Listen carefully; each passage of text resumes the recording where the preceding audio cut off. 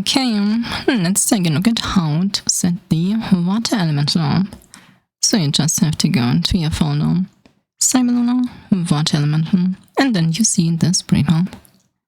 And then you drag it on your avatar.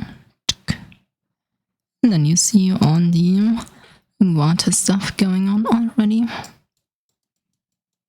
And then to place it correctly, because the avatar might be smaller or bigger, we just use the menu, we go to Cyberlunar, Asset Creation, and then Hierarchy Ping Tool, which shows us in this window. And then we drag the elemental in, and we load the database thingy. And now you see we have these buttons, which show us the stuff that we need to move around to fit your avatar. Super easy. So we just click on the first button. You see each of these also has a tooltip, which is telling you where to place the thing. And it is selecting the follower for us. So you can move the elemental to where you want it to be in its idle position. So this is where it is going to move to. I usually put it like to my left and a bit to the front, so I can easily see it and reach it a bit too. And then we have the footsteps, left and right. If you press F on your keyboard, you're going to focus on the selected object. It makes it super easy. The footsteps, which have these dummy objects, need to be placed under your feet. And then we have the left one and the right one.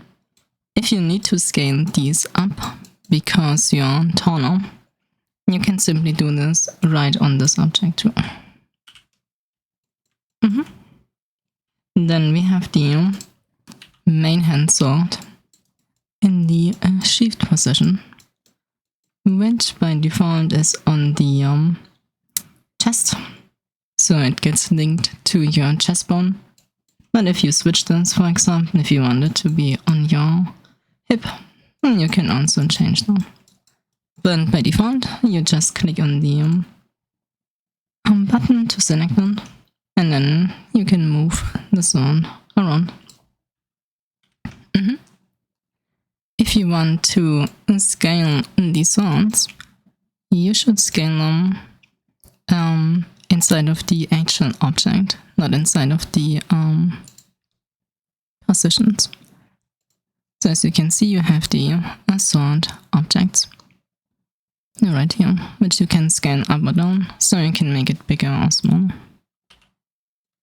If your character is way bigger or way smaller. So not much fun then.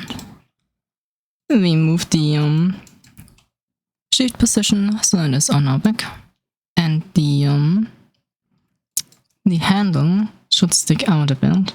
If you enable gizmos, which is this ball at the top right, you can see the grab interaction sphere, or in this shape capsule, where you need to put your hand in to grab the sword by making a fist. So you need to be able to reach up there with your hand. That's what matters when placing it. Sphere is fairly big though. Then we have the left hand, which needs to be in your left hand, of course. Let's hide the water sphere real quick, which you can do by clicking on the eye icon on the left. So the sword, when you place it, should be placed in a way that it kind of goes a bit into the webbing between your thumb and your index finger, usually on the Archer avatars. So that when you make a fist, because of how your hand moves, it's going to look normal in-game. It's going to look a bit bonky in the editor. And so we have the left hand position that you can move around and rotate to fit your avatar. These also have dummies, which get automatically deleted on upload, so you don't have to worry about it. And then you also have to do the right hand sort, of course. For this you can either place it manually again, or if you don't want to do the placement again, I have a small tool called Mirror Transform, which you can download for free, and you can use it to mirror your props from one side of the avatar to the other. So in this case we have placed the left hand sword already, so you can just use the left hand as your source and the right hand as your target, and then you can apply the mirroring. Let's move this somewhere else, and then if you click the button, it is going to be mirrored from your source, which is the left hand. And so you have the exact same placement. Then we need to do the same for the offhand or second sword, which you can do with the mirror tool as well, if you want to have it symmetrical. Or you can move it wherever you want. This is basically an independent sword of, like, basically kind of a copy of the first one, but with its own parameters and stuff. So you can theoretically remove it too. And then we also need to move the left hand and right hand sword positions into your hands, just like before.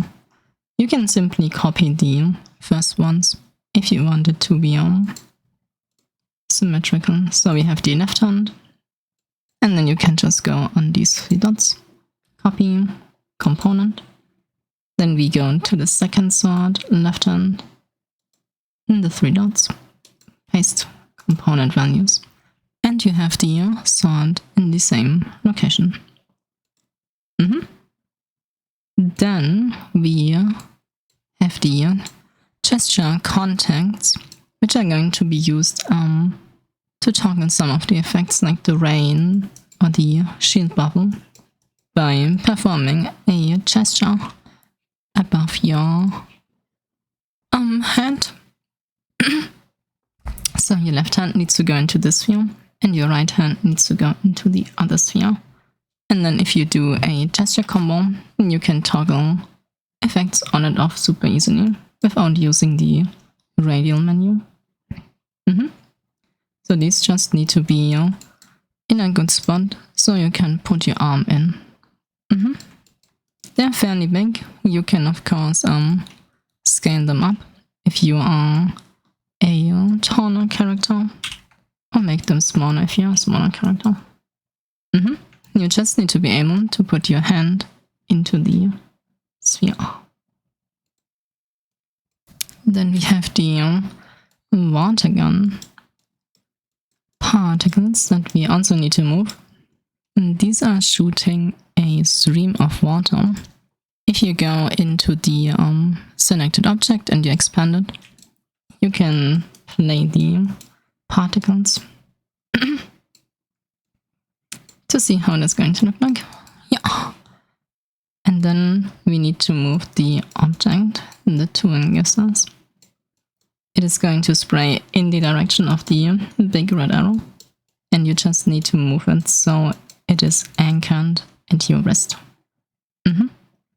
Because we bind it to your left hand in this case, and the other one to the right hand. So the water is going to shoot out of like your finger here. Same for the right hand.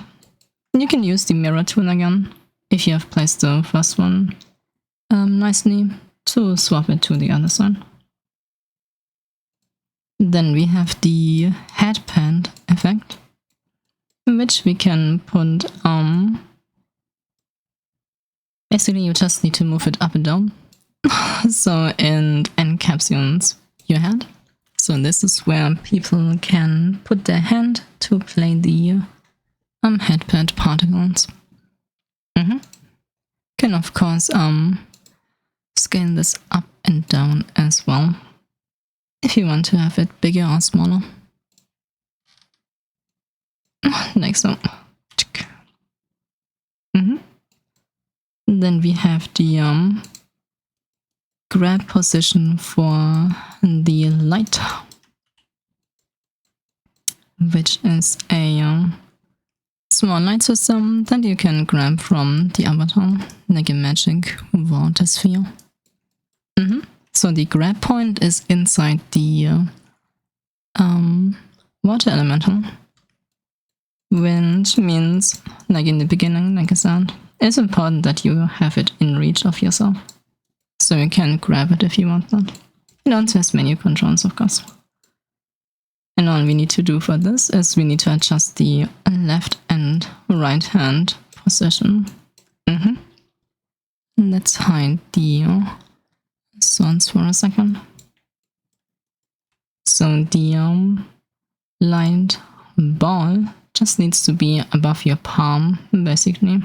So you can grab it and hold it in VR. So like this on the left and like this on the right. And you can use the mirror transform tool to mirror one side to the other, so you don't need to do everything 2 times. Okay, this concludes the setup of the positions for stuff. If your character is very small or very tall, you also might have to adjust the sizes of some of the other things. For example, we have these particles on the ground that will follow you around. And if you are super big or super small, you will have to scale this up or down, of course. You can just grab the full thing and then you scale it. So if you're mega tall, you can have it like this. Then the same goes for the caustics projector. Oh yeah, also if you do not have a floor mesh, you need to have some sort of floor mesh to see the projection effect, because it projects onto surfaces. So if there's nothing, you won't be able to see it. But all you need to do is you need to make the box bigger. Oops. To have a bigger projection if your avatar is mega huge. Then what else? Oh yeah, the sphere, of course, is the water pool that you can summon.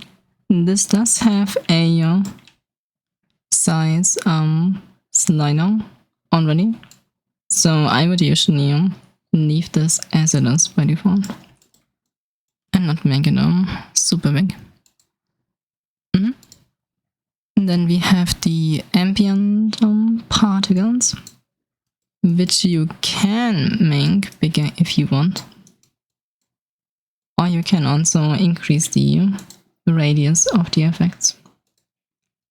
And so you see where this emits from, and you can theoretically increase the area.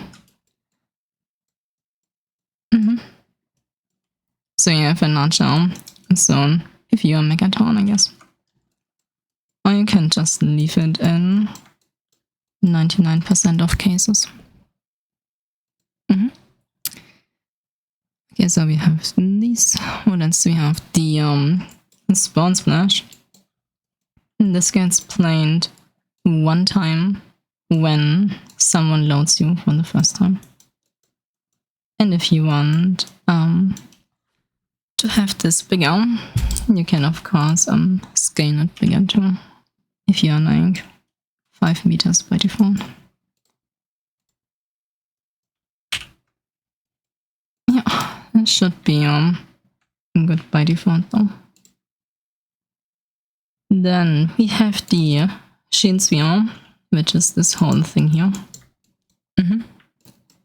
And to make this big or small, you can do the same thing, where you just scan it up, and then you have a larger sphere. The particles will follow the scaling, like all the ambient stuff. Then we have the headpins, the night. This does contain a death knight already, because people often forget to add one, so I've just included one here. And then we have the dash as the last thing. You don't really have to adjust anything about it though. This should work no matter how big or small your avatar is, since it always clips through you. And everything installs with VSC Fury. And so this concludes the setup of the water elemental. Have another fun!